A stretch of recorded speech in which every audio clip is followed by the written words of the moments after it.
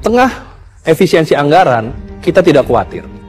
Karena tetap anggaran negara hadir, tadi Pak Presiden Prabowo sudah mengarahkan 48,8 triliun sampai 2028. Saat ini bukan hanya dari APBN, yang sekitar 89 triliun sudah membangun istana, membangun kantor-kantor kementerian dan hunian, tapi juga dukungan dari swasta yang hingga saat ini sudah sekitar 58 triliun yang dikomit dengan penandatanganan perjanjian. Bukan hanya mulai membangun, bahkan sudah ada yang selesai, sudah ada beroperasi. Ada hotel bintang 5 Swiss Hotel, ada 2 rumah sakit internasional, Mayapada dan Hermina, pembangkit listrik energi terbarukan dari tenaga surya 50 MW dibangun oleh PLN dengan mitra dari Singapura Sembcorp, kemudian kendaraan transportasi publik dengan bus listrik dari Bluebird, bahkan lapangan sepak bola kualitas internasional dari PSSI yang dibangun oleh FIFA sudah tersedia di sana.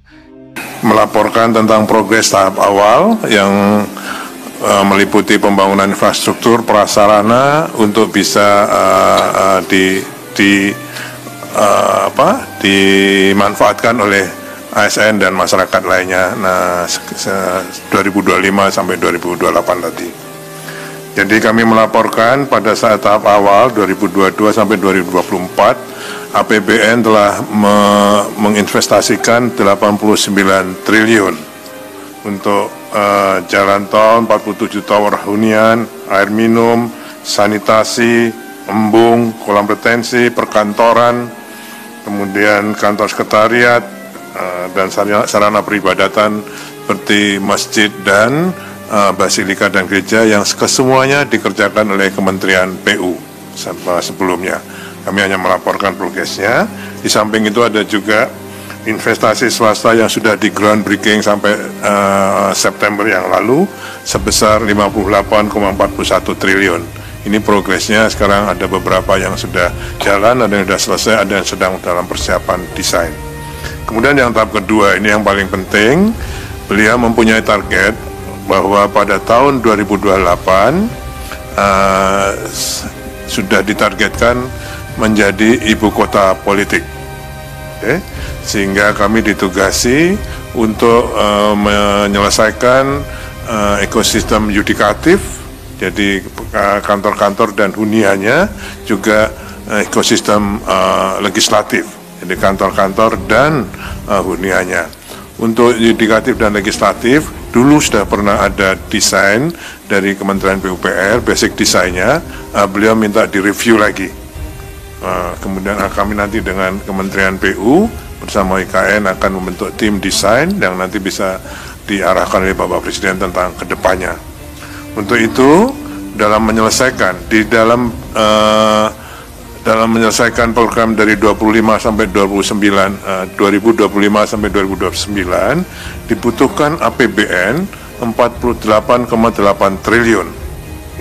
Untuk tadi pertama untuk penyelesaian kompleks legislatif, yudikatif dan ekosistem pendukungnya serta membuka akses menuju IKN kawasan WP2, karena kita tadi kan WP1 ini ke WP2. Termasuk juga dalam 48 tahun ini 48,8 triliun ini adalah untuk memelihara, untuk mengelola prasarana dan sarana yang sudah diselesaikan pada tahap awal tadi. Jadi dari Kementerian PU dan Kementerian Perumahan sekarang menyerahkan pada IKN untuk kami kelola dan kami pelihara. Itu dari APBN. 48,8 triliun tadi Bapak Presiden sudah setuju untuk dialokasikan di OIKN untuk menyelesaikan tadi. Di samping itu ada juga program kami dengan kegiatan atau program yang dibiayai melalui KPBU, kerjasama pemerintah dan badan usaha, sebesar 60,93 triliun yang sudah kami proses sampai dengan feasibility study-nya, yaitu untuk 97 tower apartemen dan 129 rumah tapak lagi. Kemudian juga untuk 6 proyek KPBU lagi untuk pembangunan jalan dan multi utility tunnel sepanjang 138,6 km di kawasan KIPP itu. Ya, selama ini yang dikerjakan kan baru sebagian, ini akan kami lanjutkan yang baru dengan KPBU. Okay. Kemudian juga satu KPBU lagi untuk pembangkit listrik tenaga surya, yang sekarang sudah ada 50 MW yang kemarin sudah diresmikan oleh Bapak Presiden. Kemudian juga kami laporkan groundbreaking yang ke-9, ini kami mohon tadi kami laporkan pada Bapak Presiden untuk kegiatan pembangunan hotel, hunian, retail, dan perkantoran sebesar 6,49 triliun.